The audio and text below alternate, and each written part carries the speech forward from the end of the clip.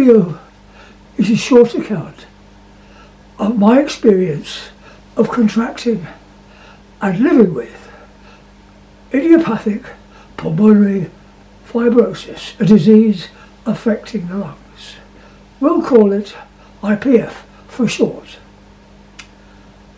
One of the effects of IPF for me is for my speech to become slurred. So everything I say in this video will be supported by captions. But first, introductions.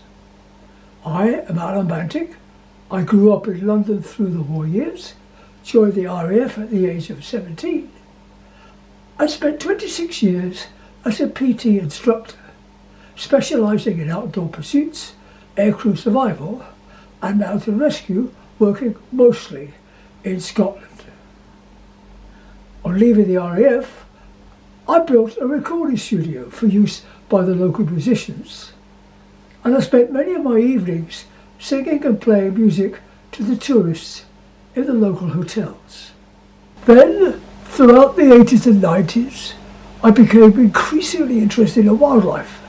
So in 2005, I retired altogether to devote what was left of my useful years to wildlife conservation. You may not have heard of IPF because it's still a rare disease in the UK, although it is on the increase.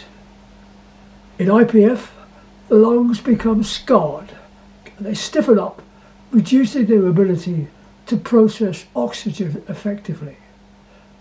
IPF is considered a terminal illness because it's progressive and there is no cure.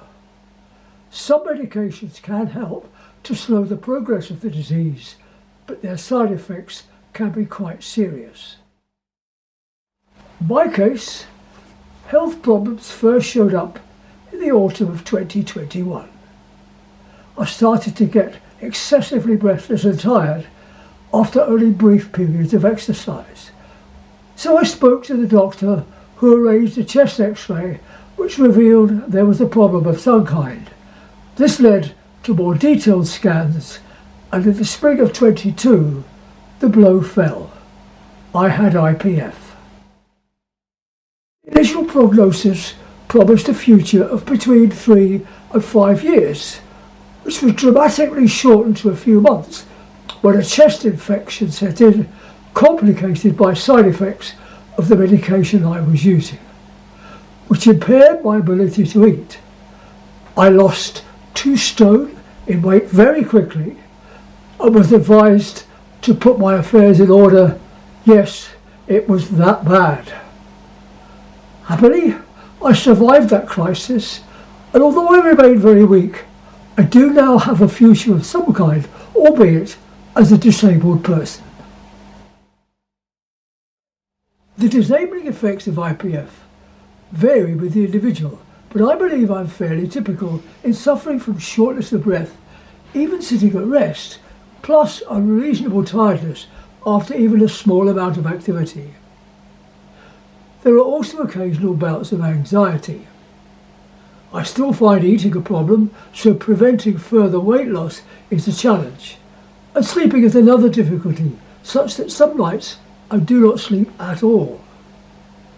Some people develop a persistent cough, which thankfully so far I have escaped. So I'm left in a weak and disabled condition. But there are still things that I can do. Being positive is a good start, appreciating and making use of such abilities and resources that I still have, and taking full advantage of whatever external help is available, both from friends and family and from public sources. Swallowing my pride and admitting I needed help was a good first step. I have a very supportive wife and friends, eager to help where they can. In addition, our local public services have supplied 2 different types of wheelchair, an oxygen concentrator machine and portable cylinders, a support rail and stool in the shower, and a blue car parking badge. On top of that, I receive regular visits from the local nurses, and schedule phone calls from my GP.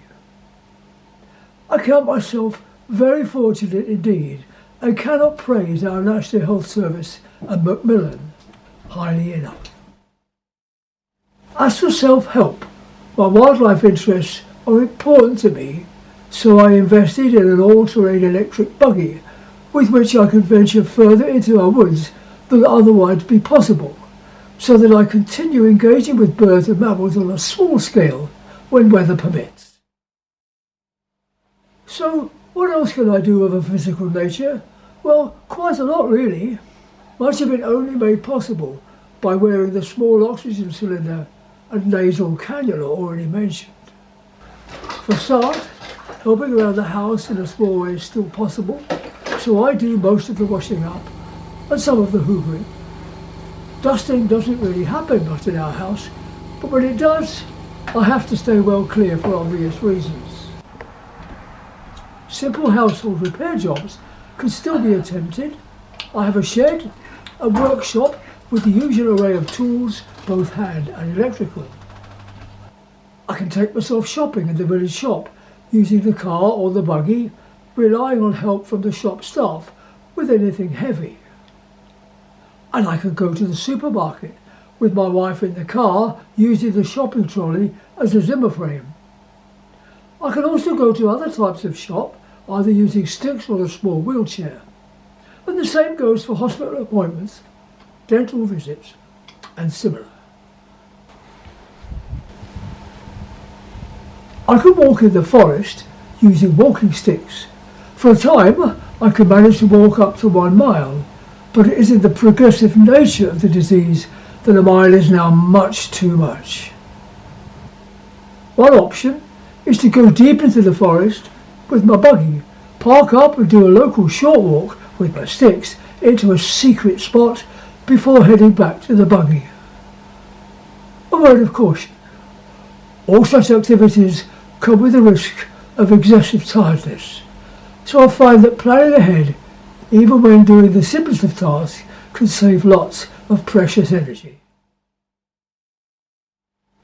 A final note on activity: I have joined the local health walk group and really enjoy the company of other elderly and disabled people.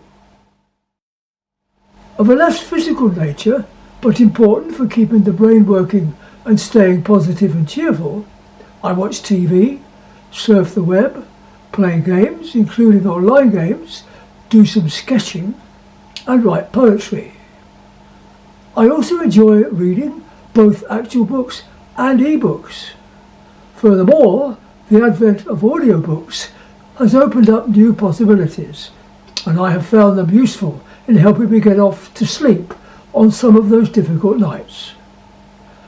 Wrapping all that up, I find keeping a journal helps keep track of things. I also joined our area's IPF support group. Such groups sometimes meet physically and sometimes online via Zoom, etc., depending on the preferences and circumstances in that region. One of the benefits of such groups is that it is only fellow IPF sufferers who can truly understand what IPF feels like and therefore are able to share ideas and offer relevant advice to each other. For example, it was one such support group member who so helpfully suggested I try audiobooks. To find your own IPF support group, go to www.actionpf.org. Finally, IPF is an ever-changing story for all its victims, and already I'm finding I can no longer do some of the things that you've seen me do in this video. Thank you for watching and for listening to my story so far. And if you too have IPF, I wish you well with your own journey.